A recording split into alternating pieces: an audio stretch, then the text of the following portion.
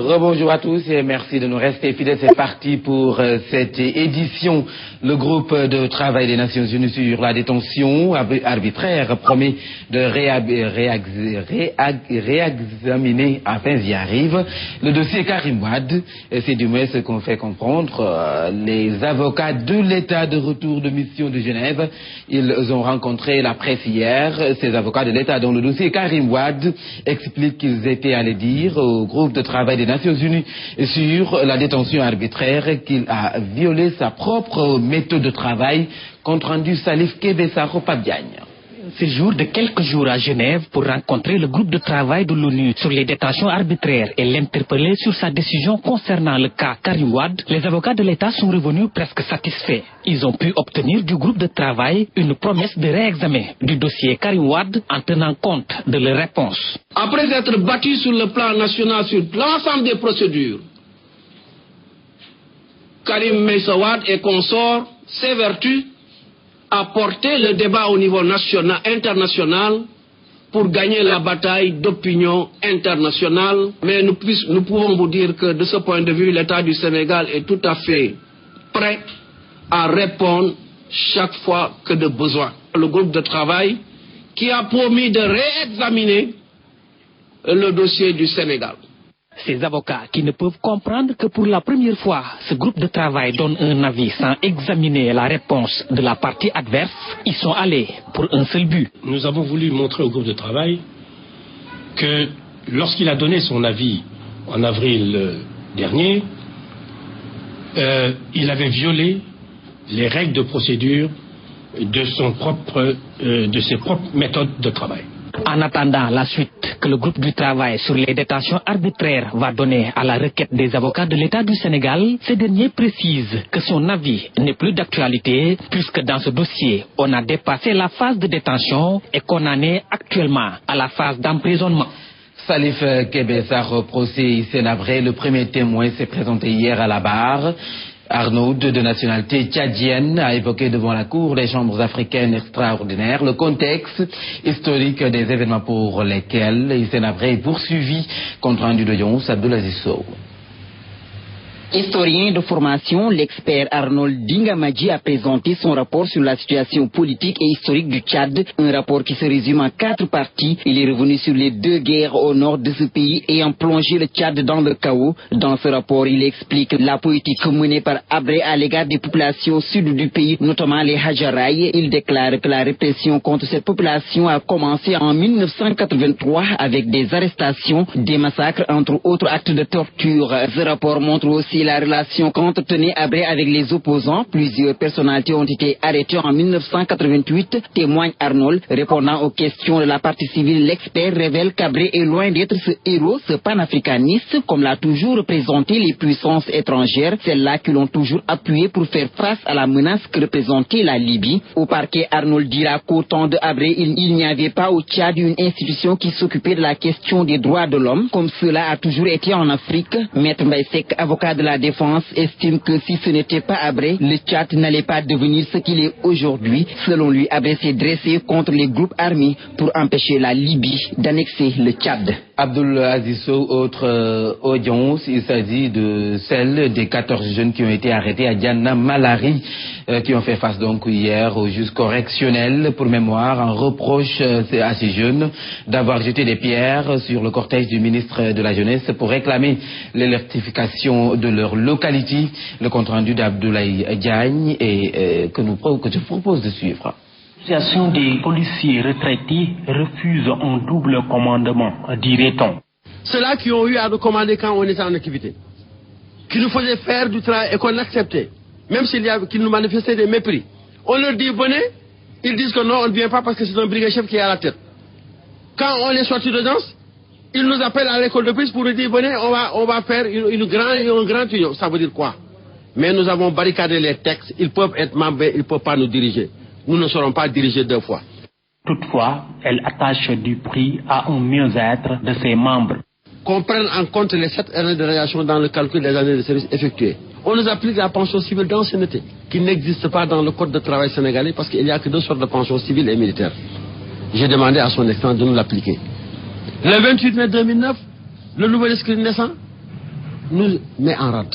J'ai posé au président, où est-ce que nous apportons?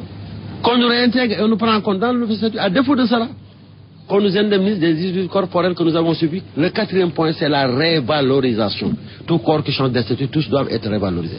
Menacé d'expulsion, Serna Keïta rassure les occupants des domaines de la police. La parole du chef d'État est à valeur juridique. Ils peuvent faire de ce qu'ils ont, ce que le président a offert, qu'ils peuvent tout de suite modifier et construire, et sans embâche.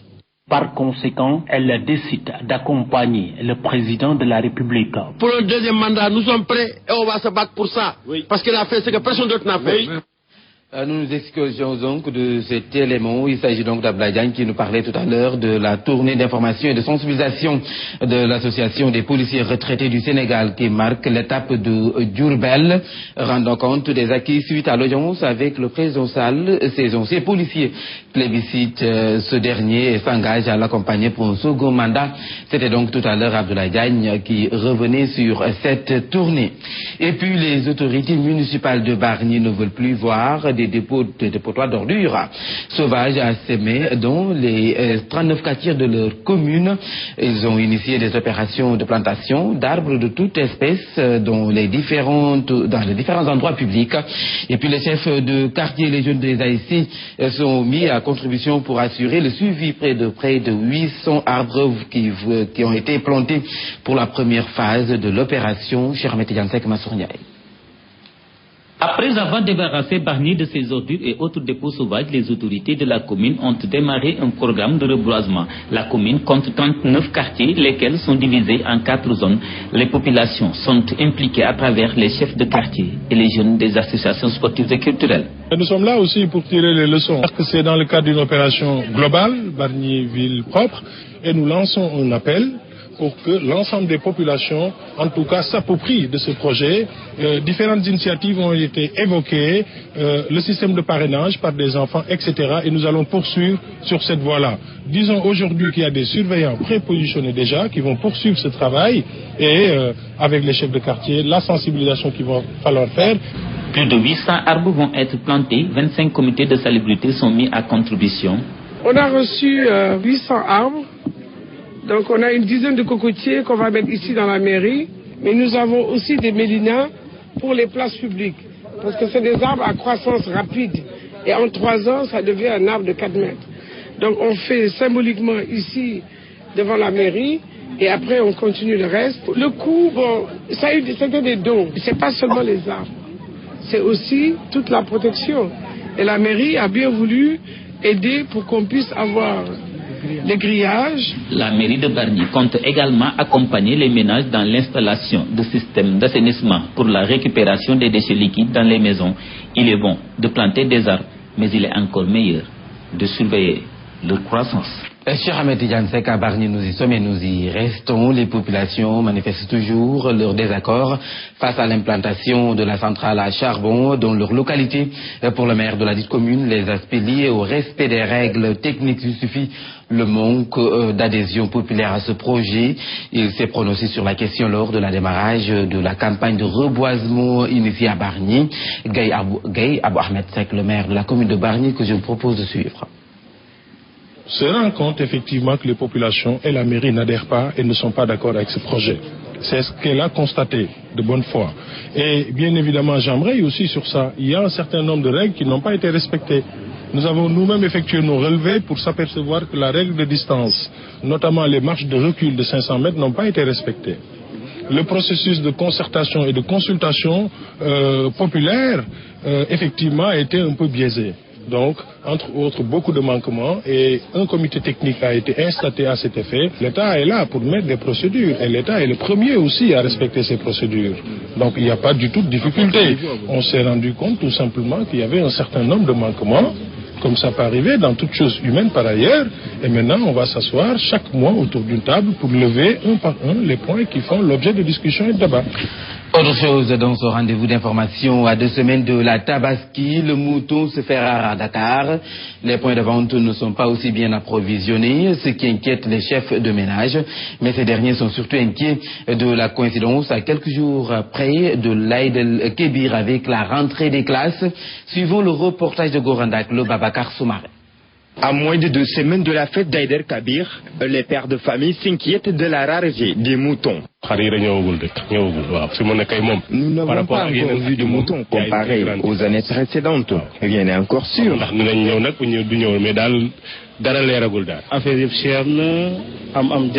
vie est chère, vraiment. Et si l'État pouvait nous aider, ça irait mieux. Une fête de Tabaski qui coïncide avec la rentrée des classes, un lourd fardeau pour ces chefs de famille.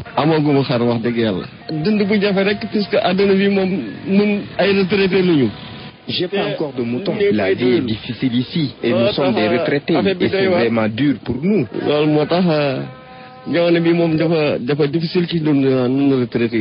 À l'approche de la Tabaski, les points de vente des moutons sont encore déserts, une situation qui fait peur aux Sénégalais. Gor Ndaklo, les vendeurs de moutons installés sur les 2 voies de Liberté 6 sont sommés de quitter les lieux d'ici 11 h ce matin. Ainsi, on a décidé la municipalité de Grand-Yoff. Ces derniers disent ne pas comprendre l'attitude du gouvernement, ou plutôt du gouverneur, qui, après avoir interdit toute vente sur cette artère, revient pour signer un autre arrêté d'autorisation sans que la municipalité ne soit informée. Et la Géomargué, chef de service technique à la mairie de Grand-Yoff, au micro d'Assane Baldé. La République, son Excellence M. Macky Sall, président c'est le président de la République qui nous a mandaté de venir compatir avec vous à la suite de la houle survenue dernièrement qui a causé la disparition de 4 de nos enfants en mer. Le président a donné des instructions pour la poursuite des recherches. Et on est même en contact avec la Guinée-Bissau pour dire que le gouvernement s'y attelle pour les retrouver au plus vite. Ce sera le souhait du président qui sollicite la prière de tous. Nous nous excusions donc de cet élément. Il s'agit là du ministre Omar Gueye, le ministre de la Pêche. Et là, Omar Gueye, chef de service technique de la mairie de Grand-Yoff. Certainement, vous l'aurez dans nos prochaines éditions. Et puis, en bref, pour boucler, présidentielle ivoirienne, 10 candidats dont Ouattara en lice. La liste définitive des candidats à la présidentielle a été annoncée au sein d'un conseil constitutionnel sous haute protection. Une rue barrée, de nombreux policiers déployés, mais pas de surprise. Toutes les personnalités attendues sont bien là. 2 femmes, Henriette Lagou Adjoua et Jacqueline Claire Kouagoua, et 8 hommes, dont l'ancien Premier ministre Charles Konan Banny, l'ex-président de l'Assemblée nationale Mamadou Koulibaly, Kouadio Kona Bertin, Pascal Afi Nguessan, le candidat du Front populaire ivoirien, de l'ex-président Gbagbo. Voilà, c'est tout pour ce rendez-vous d'information. Merci de l'avoir suivi. Merci également à toute l'équipe technique et rédactionnelle qui a participé à la réalisation de cette édition. Je vous retrouve à 7h30 pour la revue des titres, 7h45 pour le journal en Wolof. D'ici là, restez avec notre programme.